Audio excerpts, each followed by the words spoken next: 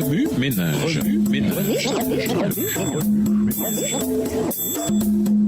Bienvenue dans votre émission Remue ménage. Nous voilà au dimanche 10 avril. Les clés du royaume. Principes et normes. Lisons Matthieu 5, les versets 3 à 10. Matthieu 5, les versets 3 à 10. Heureux les pauvres en esprit, car le royaume des cieux est à eux. Heureux les affligés, car ils seront consolés. Heureux les débonnaires, car ils hériteront la terre.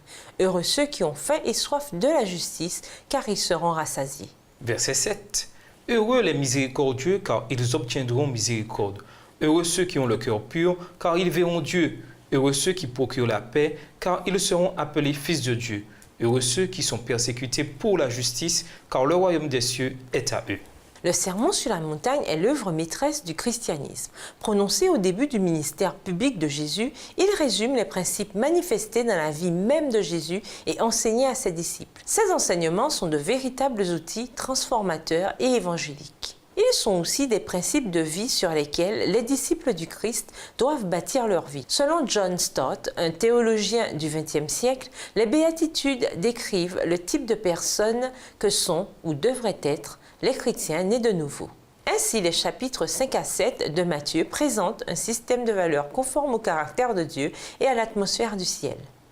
Lisez et méditez chaque section de ces chapitres, qui sont encore et toujours une source d'inspiration pour les croyants.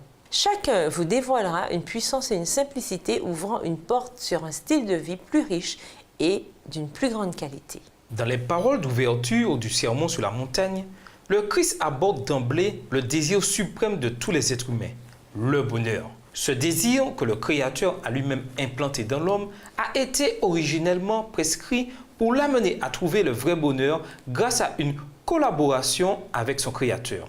Or, le péché se manifeste dès que l'homme fait de sa quête du bonheur une fin en soi en empruntant un raccourci qui contourne l'obéissance aux exigences divines.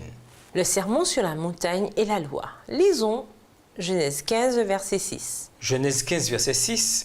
Abraham eut confiance à l'Éternel qui le lui imputa à justice. Dans le livre de la Genèse, l'histoire d'Abraham illustre la puissance de la foi. Des croyances profondément enracinées conditionnent notre façon de voir le monde et d'interagir avec lui.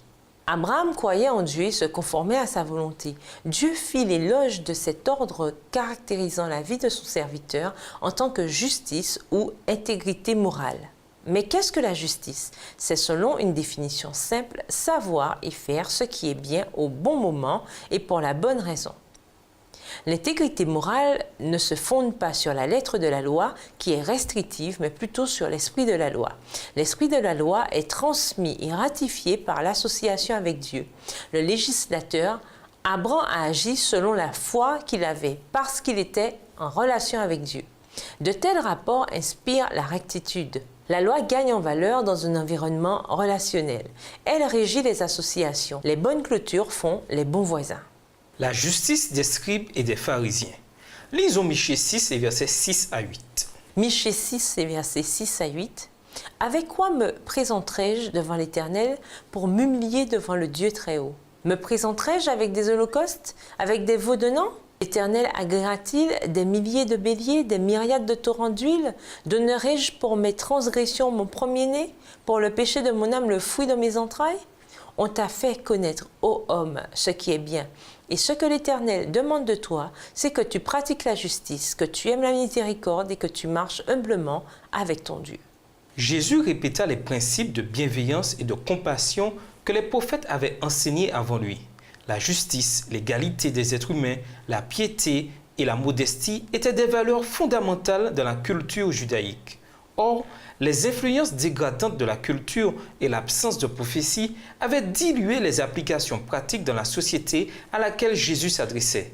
Son sermon était donc un appel à appliquer ce qu'il avait appris, parce que c'était la vérité qu'ils avaient apprise.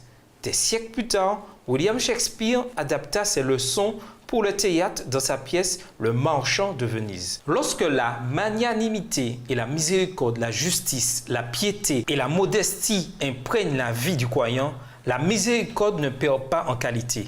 Elle tombe comme une douce pluie du ciel sur la terre.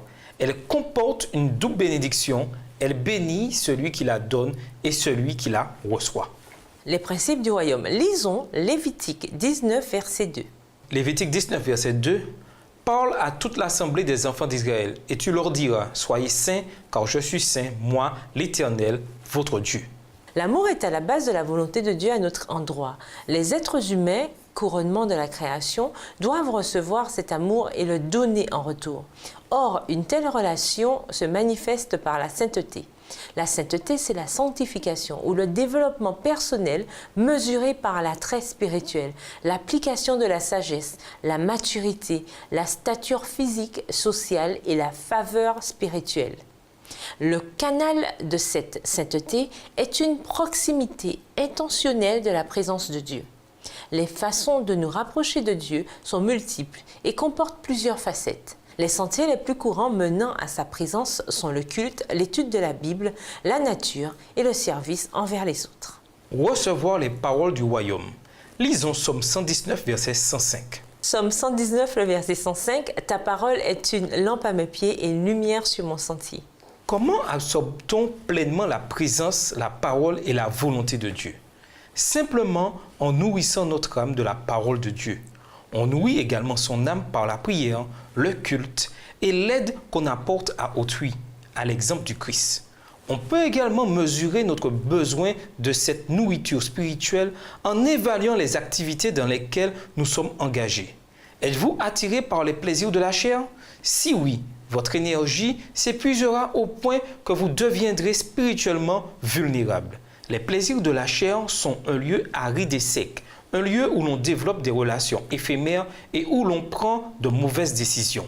Indubitablement, le plaisir du péché, pour un temps, ressemble plus à un mirage dans le désert qu'à une oasis satisfaisant l'âme. L'âme qui s'arrête sur des sujets spirituels est nourrie par un courant spirituel. Plongez toujours plus profondément et remplissez le puits de votre âme. L'étude de la Bible, la lecture de livres édifiants, la musique, de bonnes conversations entre amis, le temps passé dans la nature et l'exercice physique allègent tous les fardeaux et illuminent le sentier. Ménage, buvez-vous à la source même de la spiritualité ou à partir d'un petit vase? Comment les béatitudes cadrent-elles avec votre désir de faire un chef-d'œuvre de votre vie? Au revoir. Et à demain si Dieu veut. Remue ménage.